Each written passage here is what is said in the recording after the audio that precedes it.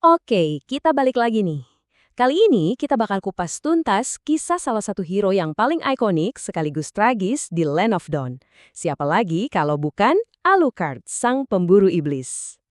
Kita kan tahu ya, dia itu petarung yang dingin, mematikan, pokoknya sangar banget.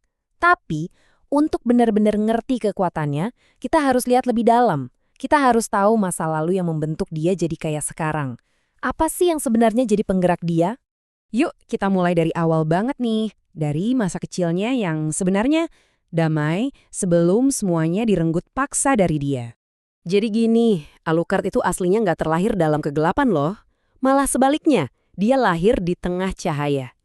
Ayahnya itu seorang kesatria yang hebat.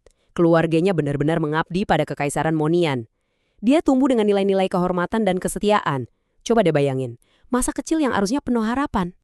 Dan kemudian, semua yang indah itu lenyap gitu aja. Cuma dalam satu malam.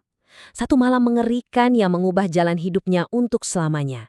Mengganti cahaya terang dengan bayangan yang paling pekat. Pasukan iblis dari abis. Mereka menyerbu kotanya tanpa ampun. Di depan mata Alucard sendiri, orang tuanya dibantai dengan kejam. Dia, yang waktu itu masih seorang anak kecil, diseret ke dalam kegelapan. Jadi tawanan. Dunianya hancur berkeping-keping saat itu juga. Tapi, penderitaan itu ternyata nggak menghancurkan dia. Malah sebaliknya, penderitaan itu menempa sebuah tujuan baru yang membara di dalam jiwanya. Selama berbulan-bulan, Alucard kecil hidup dalam mimpi buruk yang nyata. Dia dikurung, disiksa, dan dipaksa melihat kekejaman iblis yang, nggak bisa diungkapin dengan kata-kata. Setiap harinya adalah perjuangan buat bertahan hidup di tengah neraka. Nah, ini dia titik baliknya. Bukannya jadi hancur atau gila karena trauma, semua rasa sakit itu justru mengkristal, mengeras jadi satu emosi yang luar biasa kuat, dendam. Kebenciannya pada iblis jadi satu-satunya bahan bakar yang bikin dia terus bertahan. Dan dari dasar keputusannya, dia mengucapkan sumpah ini. Ini bukan sekedar kata-kata biasa ya. Ini adalah sebuah janji suci yang jadi kompas moralnya, jadi tujuan hidupnya. Sejak saat itu, misinya cuma satu.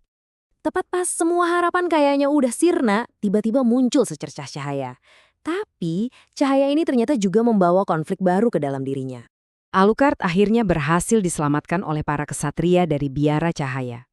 Di sana, luka-lukanya dirawat dan dia mulai dilatih.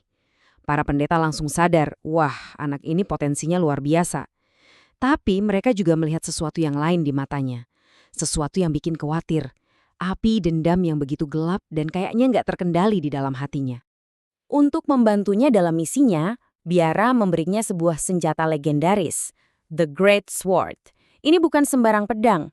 Ini adalah instrumen keadilan ilahi yang dirancang khusus untuk jadi kutukan bagi para iblis. Senjata ini jadi perpanjangan dari sumpahnya.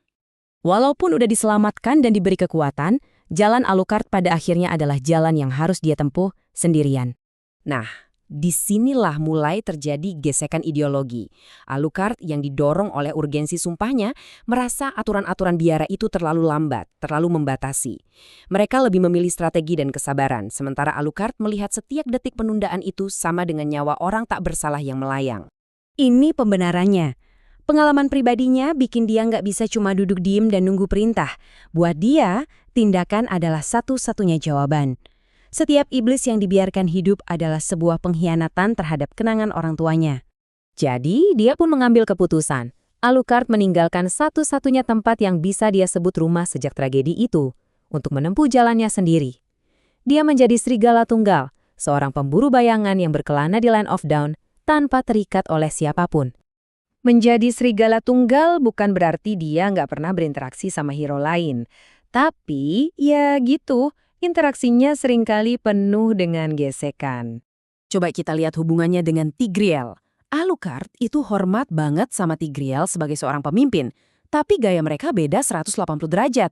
Tigreal itu ahli strategi yang mengandalkan kerjasama tim, sementara Alucard, dia lebih suka nerobos sendirian, langsung menusuk ke jantung pertahanan musuh.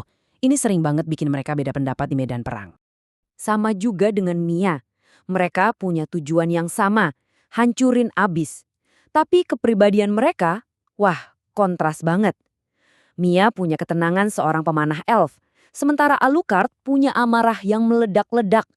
Mereka berjuang untuk hal yang sama, tapi dengan cara yang sangat berbeda.